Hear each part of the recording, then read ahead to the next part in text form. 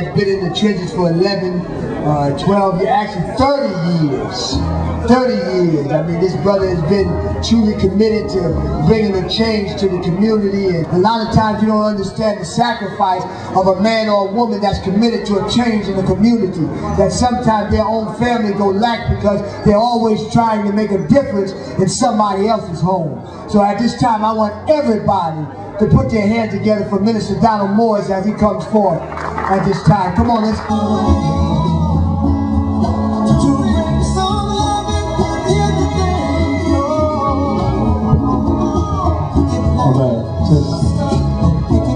Amen. Okay. We are about ready to close. And first and foremost, I want everyone to give our committee, the Brotherhood Leadership Summit brothers, a nice warm round of applause. Just have them step forward right quick. Everyone that's on the committee, just come stand right here. Because nothing can happen without having at least a committee of brothers that will do and get the work done. Soda, drinks, come over here and get that food. If you want to get hot dogs, that goes to anybody. Anybody that, you know, would like, need the hot dogs and drinks and sodas. And we want to be able to thank all of the businesses here because they also contributed to all the refreshments. And Blaney and everyone that gave something, we thank God for them. We also like to thank God for all of the speakers that spoke today, and all the rappers that put words out there, and those that ministered, you know, in the way that they did. We thank God for them. But we just want to get your mind and attention just for 1 second because we want to have all of our brothers come in. We want to have everybody come in just a little bit. If you could just come in just a little bit. And we invited different brothers to come to talk about this Men's We Care Tour. The reason, the goal, and the objective. When we got in that meeting, it was kind of a real diverse, strong meeting as it is when men get together. There's never a time when men come together to talk on issues that everybody's going to see the same exact thing. But we thank God for the discussion, and we thank God for this kickoff.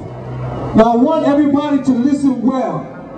If you have not signed up, if you have not put your name down, put your name down so we are able to contact you, because this is the opening night.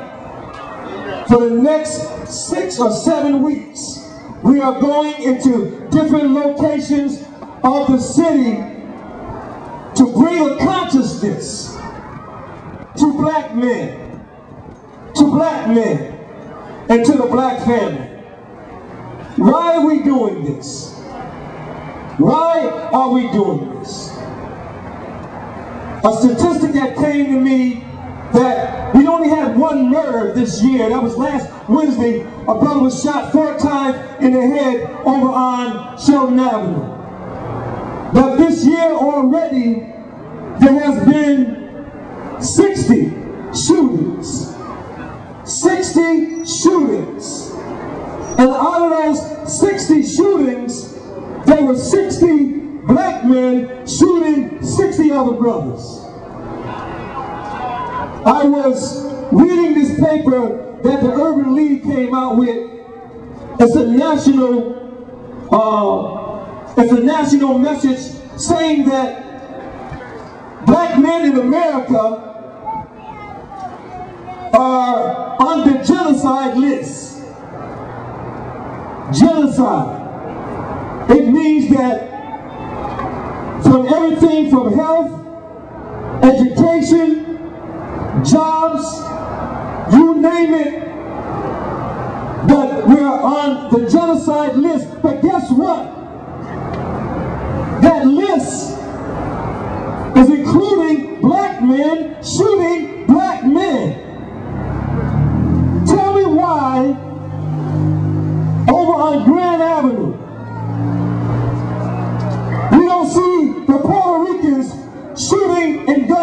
another down on Grand Avenue. They got teenagers over there. They got drugs over there. They got their problems over there. But we don't see the young people over in State Street shooting and gunning one another down over on Grand Avenue. What in the world is wrong with us? Over in East Haven, you don't see no white children taking guns and shooting themselves down. What is it about us as a people? A young boy came to me it was on Friday, and told me that on the corner of Sylvan Avenue and I believe it was a one-way street coming from Sylvan into Davenport, that a car with this white man, I'm not blaming anything on white folks, but that the white man came, opened up the trunk, and wanted to exchange the guns for crack. When the young boy went back to the brother and said, this guy just came and was just trying to sell us some guns for crack, the brother asked him, why didn't you throw him in the back of the trunk, close the trunk, and drive him down to the police department and let somebody know that we're trying to exchange crack for guns? Here is the missing piece. Black men. Black men. Why do you use the word black so much? Don't you know everything is said? People say black, black, black, black, black. Don't talk about black. When you talk about black, it's a threatening word. It's this, it's that, it's whatever. But it's our black children that are dying. It's black men being incarcerated at rapid rates. What is about it that everybody is after us? I tell you why. There is a special man. You are a special man. You are a man loved by God. You tell me anything that we put our mind to, it grows. It turns over. I was in the house one day and I heard a boom, da-pop, da-boom, da-pop, da-boom, da-pop coming down the street. I said, that's just another brother sitting low, got his music loud. But when I looked in the car real good, it was a Korean. It was a Korean with his hat turned backwards. Watched television one day and looked over into a foreign country and people were coming down the streets waving their hands back to a beat. And in the front of all 1,000 old people, who was? It was Snoop Dogg. Leading. It says this, that whenever we put our hands to it, it's converted. There's something about our nature, our ability, that people naturally like the way you walk. They like the way you talk. They like the way you dress code. You tell me where in the world that a man can pull his pants down to his knees and everybody else won't pull his pants down to their knees. That tells you the kind of influence, even if it's negative or if it's righteousness, they will follow your lead. What we must begin to do. If the mature brothers inside of the community, the ones who are tired, men, positive men, good brothers, begin to stand up and go into these neighborhoods and in these communities and let it be known that we love our women, that we love our children, and that we will integrate with their needs. There's a brother right this line told me how we can produce our own jobs. We got to begin to produce our own jobs. What can we do? Here's another thing that we have to understand about jobs. Why won't we take window cleaning, if this window needs to, just imagine if I had 10 windows a day at $20. Can you calculate that? 20 windows at $20. How much is that? How much is it? A day? Man, somebody give me a bucket. Somebody give me a bucket. It'll squeeze you. It's not so much about what kind of job it is. We just got to learn to begin to feed ourselves. Now let me just say this here. Next week, we are going to Shepard Street. Next week, next Monday, we're going to Shepard Street, 5:30. The following week, we're going to South Genese Street, up here in Westville. We're going out in the Dixwell Avenue. We're going over to KSI. And we're going to Church Street South. Now here's what we need from you. Everywhere we go, we need one man to bring another man. And not only do we need you to bring another man, wherever we're going, you go in that neighborhood and let them brothers know we're coming. Because it's time for us to rise, positive men to rise. Black on black violence, we got to be able to let somebody is setting us up. Somebody is setting us up. Somebody always said, well, you're setting your own stuff. You're right. If you put a gun in the hand of a 15 or a 14-year-old, let him get intoxicated, he'll wipe out a whole street. But the sad part that everybody's saying, where is the church?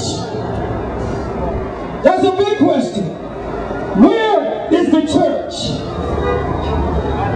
The second question, where is the black man?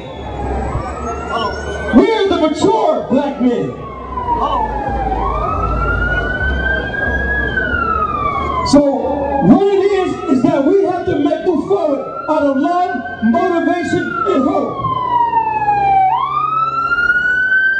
Love, motivation, and hope. You show me a nation where the men stand up, and I'll show you a nation where they will respond to your needs. But we have to rise up and stop waiting for people to give us something. We have to rise. So today is our kickoff. And we're willing to work with anybody that wants to work with us. And I want to end this here particular message so that you can take this home to your family. There is one way out. We spoke about the one way out. The 2 Chronicles is 7:14. It says, if my people who are called by my name will humble themselves. Come on now. Humble themselves and seek my face and turn from our wicked ways.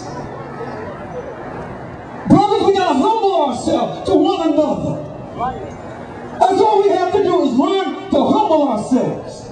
Across the street, look you here, we got to learn to humble ourselves for the cause of our women and our children. Come on now, come on now. For the cause of our women and children, nothing else. But to let our women and our children know that we love them. That we love them. And men, stop knocking these women down. There's a lot of abuse going on. If you can't handle one, walk away from it. But it's time that we stand up and make sure that we love our women and our children. And God said, if you do these things, if you humble yourself, turn from your wicked way, and seek His face, He said that said he would join with us to heal the land. He said he would heal the land. That's his word. That's his word. I was watching people. You couldn't look at yourself on this side of the street. You need to go over there and look at you over here. No, y'all need to go over there and look at yourself over here. What they see is power. That's what they see is power. And when power stands up, everything concedes the power. At this time, we want all the brothers, we're going to make a circle. Come on, we want to make a circle. Let's make a circle. Just make a circle. Even across